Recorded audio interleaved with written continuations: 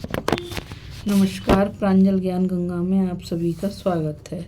हम संक्षिप्त महाभारत का पाठ कर रहे हैं, जिसमें कि भीष्म पर्व चल रहा है।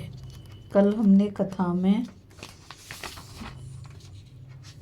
मोक्ष संन्यास योग के फर्स्ट पार्ट को पढ़ा था। आज हम उसके दूसरे पार्ट को पढ़ेंगे।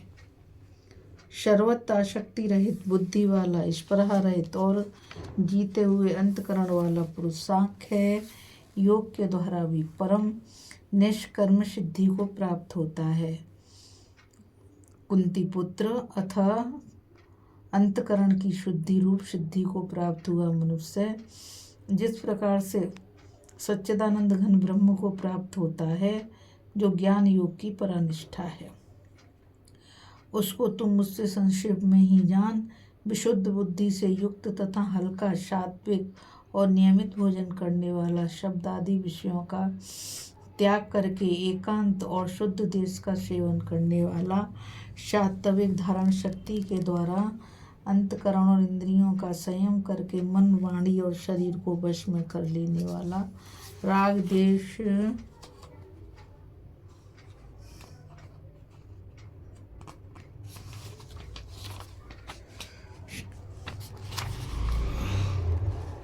को सर्वथा नष्ट करके भली भांति दृढ़ वैराग्य का आश्रय लेने वाला तथा अहंकार, बल, घमंड, काम, क्रोध और परिग्रह का त्याग करके निरंतर ध्यान योग के परायण रहने वाला, ममता रहित और शांति युक्त पुरुष सच्चिदानंद घन ब्रह्म में अभिन्न भाग में स्थित होने का पात्र है।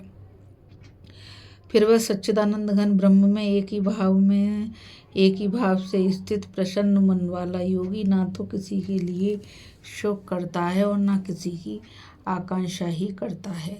ऐसा समस्त प्राणियों में समभाव वाला योगी मेरी परा भक्ति को प्राप्त हो जाता है। उस परा भक्ति के द्वारा वह मुझ परमात्मा को मैं जो हूँ और जितना हूँ ठीक वैसा का वैसा तत्व से जान लेता है तथा उस भक्ति से मुझको तत्व से जानकर तत्काल ही मुझ में प्रविष्ट हो जाता है। मेरे परायण हुआ कर्मयोगी तो संपूर्ण कर्मों को सदा करता हुआ भी मेरी कृपा से सनातन अविनाशी परम पद को प्राप्त हो जाता है। सब कर्मों को मन से मुझ में अर्पण करके तथा समतत्व बुद्धि रूप योग को अवलंबन करके मेरे परायण और निरंतर मुझ में चित्त वाला हो, उपरयुक्त प्रकार से मुझ में चित्त वाला होकर तू मेरी कृपा से समस्त संकटों को अनायास ही पार कर जाएगा। और यदि अहंकार के कारण मेरे वचनों को न सुनेगा तो नष्ट हो जाएगा। जो कुछ अहंकार का आश्रय लेकर यह मान रहा है कि मैं युद्ध नहीं करूँगा, तेरा यह निश्चय मिथ्या है, क्योंकि तेरा स्वभाव तुझे जबरदस्ती युद्ध में लगा देगा।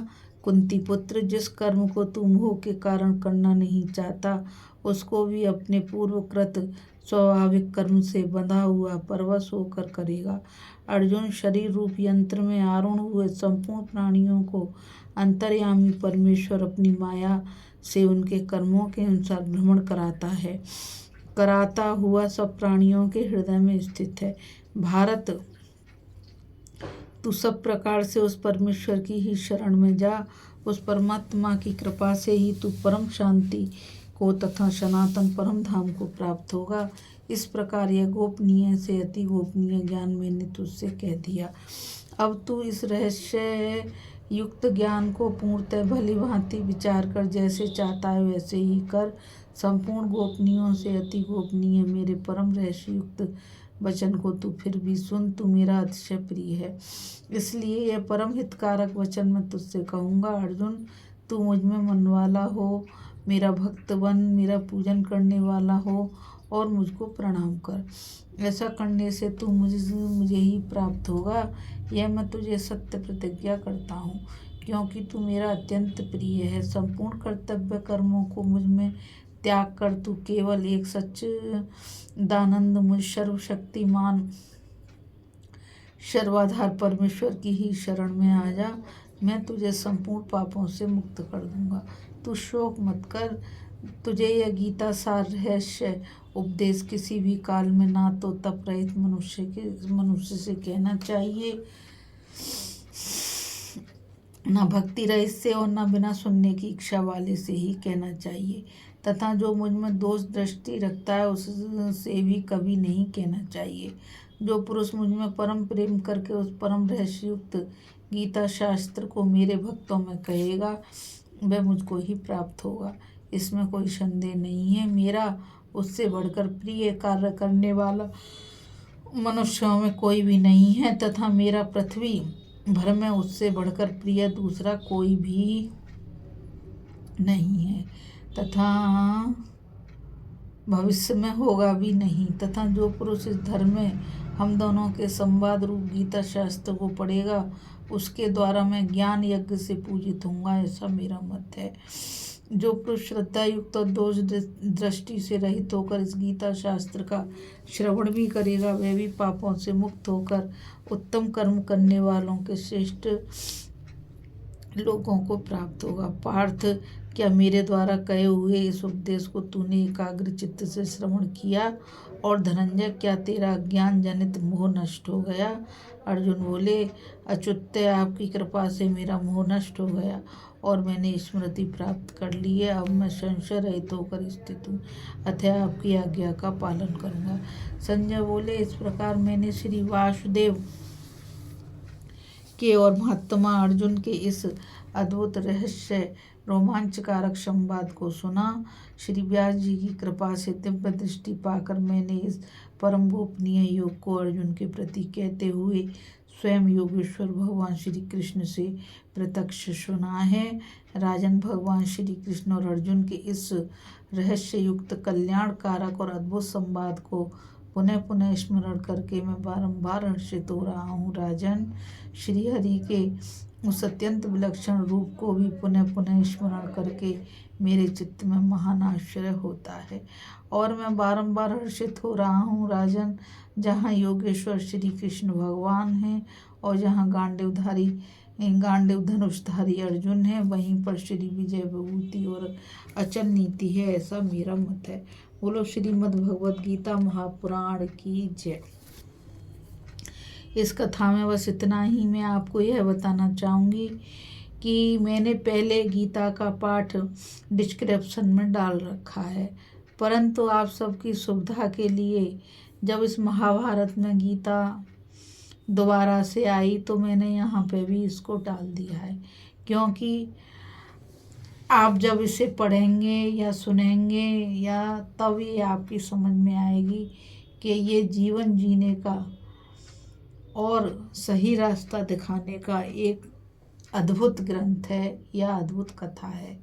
ये जो है गीता महाशास्त्र, यह श्री कृष्ण भगवान की मुख से निकली हुई वाणी है और जीवन को सही दिशा में जीने की इसमें पूरी कला है। तो अब इस श्रीमद् भगवद गीता महापुराण को मैं यहीं पर विश्राम देती हूँ।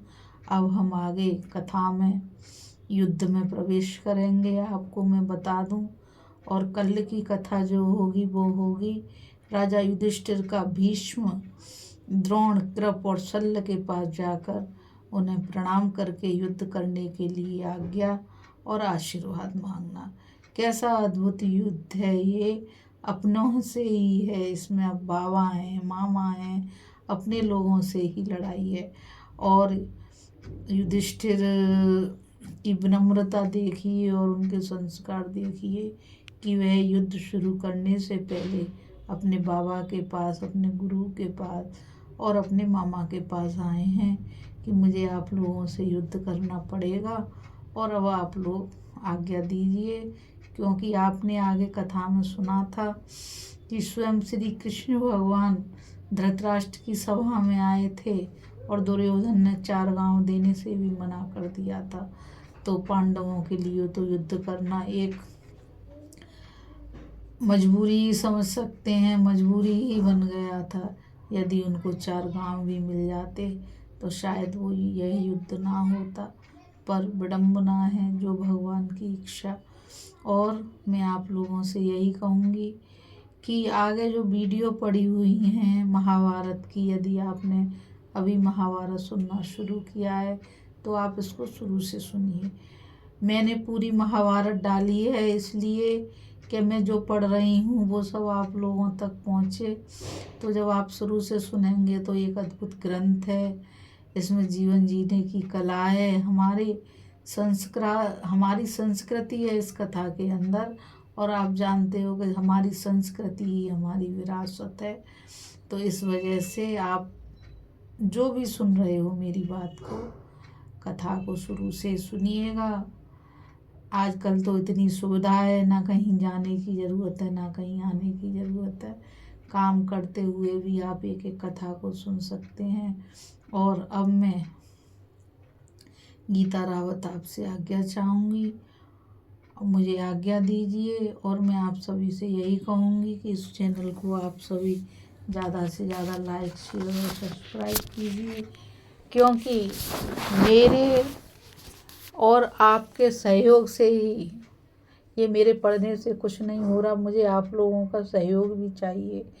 आप लोग इसे शेयर करेंगे, अधिक से अधिक लोगों तक पहुंचाएंगे, सब्सक्राइब करेंगे तो ये चैनल आगे को बढ़ेगा, ग्रोथ करेगा और ये कथा अधिक से अधिक लोगों तक पहुंचेगी, जो इस समाज का कल्याण करेगी।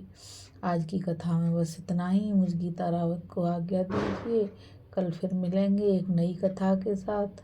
राधे राधे, जय श्री कृष्णा, नमस्कार।